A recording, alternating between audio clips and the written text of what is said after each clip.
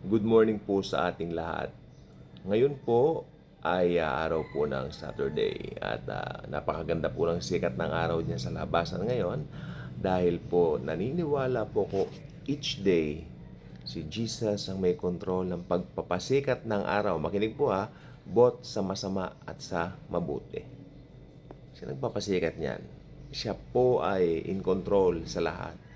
Maybe in some situation sa buhay mo, hindi mo alam bakit ganito, bakit ganyan. Comparison sa mga ibang mga tao, bakit nyo sa akin ganito, ba't ako ganito, ba't sila ganon? Makinig po kayo mabuti. Si Kristo lang po may hawak ng lahat. Magagawa natin ipagkatiwala natin sa Kanya ang lahat. Okay? So, pag-uusapan po natin ngayon kung ano ang sinasabi ng Biblia tungkol sa Antikristo. Okay? Ano sinasabi ng Bible tungkol sa Antichrist? Okay. Ang termino po na Antichrist ay nag-appear po sa sulat ni Juan kung saan sinulat niya, "Who is the liar? It is whoever denies that Jesus is the Christ. Such a person is the Antichrist, denying the Father and the Son." Ito po ay matatagpuan sa 1 John chapter 2, verse 22. Here, makikita po natin na ang espiritu ng Antikristo ay hindi lamang po sa future. Hindi lamang po ito yung future na figure o yung hinihintay nating figura, kung hinihintay natin na person, whatever you may call that. Ito rin po sa present po natin ay reality na po, sa realidad na rin po sa present natin ito, dahil any idea or sino mga tao na nag-o-oppose kay Kristo at dinideny kung sino talaga siya ay Antikristo. Yan po sabi ng Bible. Pero sabi rin ng Biblia, talagang ito ay nagdedetalye rin, no, ng isang singular, ultimate Antichrist. Ayun, yung madalas natin pag-usapan. Hindi pa nga natin kilala kung sino itong figurang ito, no?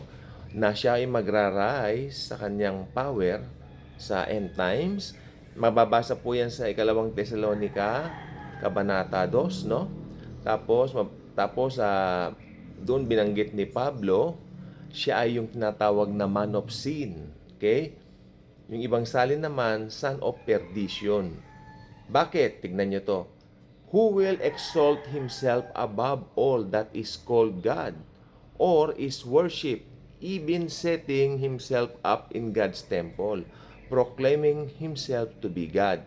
He will be a charismatic leader. Makinig mo mabuti. Charismatic leader yan. Skilled in deception. Makinig po mabuti.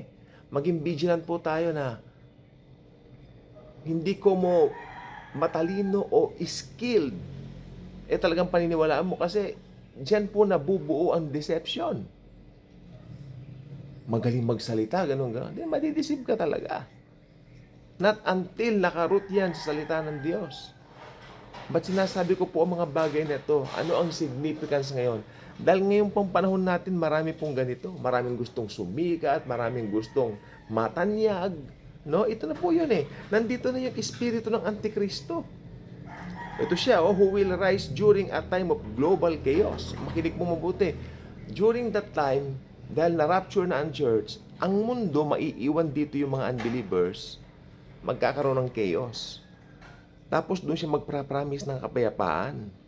He will, ito nakalagay dito, promising peace and security, but bringing, sa halip, ang ibibigay niya, oppression, mangingikil siya, and lawlessness, kasamaan, lahat ng kasamaan. He will perform counterfeit miracles and signs to deceive many. Ito yung sinasabi ko. Di ba? Una, magpapanggap muna siyang kaibigan para sa lahat. Ayan, pababain natin yung salita. Kaya nga po, akala ng Israel, kaibigan nila ito eh.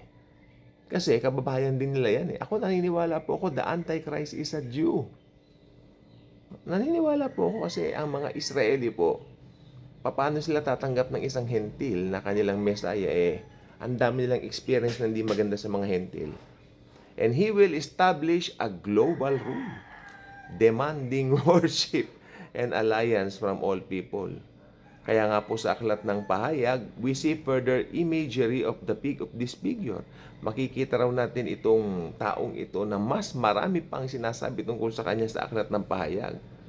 depicted as a beast who comes out of the sea. Napaliwanag ko na po bakit po sea, sapagkat siya po ay nagmumula po sa tawag dito sa land na kung saan pamumunuan niya yung mga tao, no?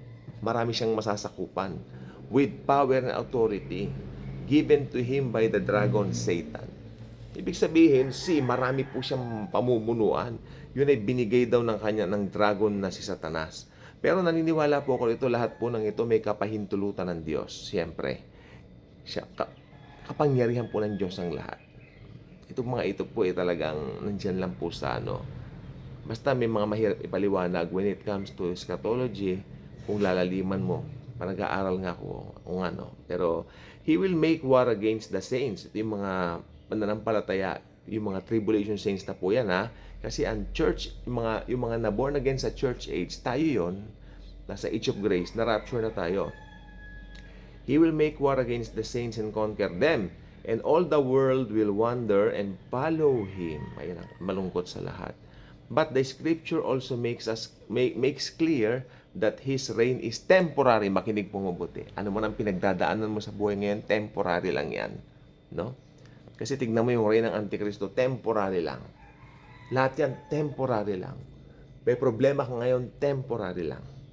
And that He will ultimately be defeated by the Word of God and the return of Jesus Christ. Temporary lang po lahat. Pero si Jesus Christ, He is the same yesterday, today, and forever.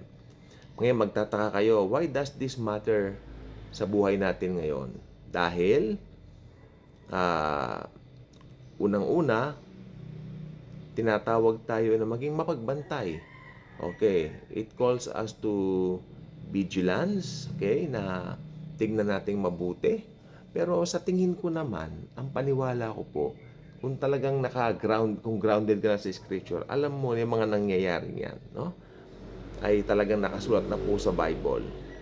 The spirit of the Antichrist is at work in the world today.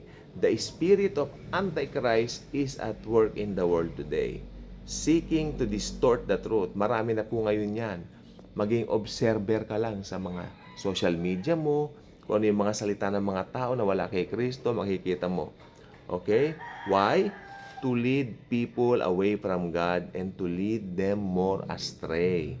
And to promote values that are contrary to His will. We see it in the rejection of God's word, in the rise of moral decay. Bahala na kayo dyan. Tingnan nyo sa paligid nyo, yung mga napapanood ninyo. Yung mali, ginagawang standard. Ngayon, kung tama ka, nagsasalita ka ng tama, masama ka pa. Pagtatawaran ka pa. Ibubuli ka pa. In the exaltation of self over others. Ina-exalt na yung kanilang sarili over others. And in the many false teachings that claim to offer but lead only to darkness. Bilang mananampalataya, we are called to be alert. To test everything against Scripture. Gamitin natin ang Scripture, mag-test tayo. And to hold fast to what is good. Okay? At mahalaga po sa lahat, ito na po yung panghuli, yung discernment po natin. In a world that is full of noise and confusion, it is easy to be led astray. But God has given us His Word. Itong Biblia, napakahalagang binabasa natin. Okay? But God has given us His Word and His Spirit to guide us into all truth. We must take the time to study the Bible, to pray for wisdom, and to surround ourselves with other believers. Napakahalaga po talaga ng nakikipag-ano tayo sa ibang believers, nakikisama tayo sa ibang mananampalataya who can help us grow in our faith and understanding. Okay? So yun lang po, konting paalala lang naman po ito, no? Nagpapalakasan dapat tayo ng loob. Kaya, yan, kung medyo ikaw ay nalulungkot, ikaw ay nadadown, tama po yan, nandiyan ang Daily Good Vibes Channel, na binibigay ni Jesus sa inyong lahat, ino-offer ni Jesus ang Daily Good Vibes Channel para lalo nyo siyang makilala. Siyempre, nandiyan din naman po yung ibang mga channel, pero unahin nyo na to siyempre. Ayun po. Okay, so ito po, panghuli, gusto ko lang pong sabihin, lagi tayong may pag-asa kay Jesucristo. Dahil yung pag-asa natin since day one, nandoon na po. Hinihintay na lang natin siya na dagitin tayo sa araw ng rapture. God bless.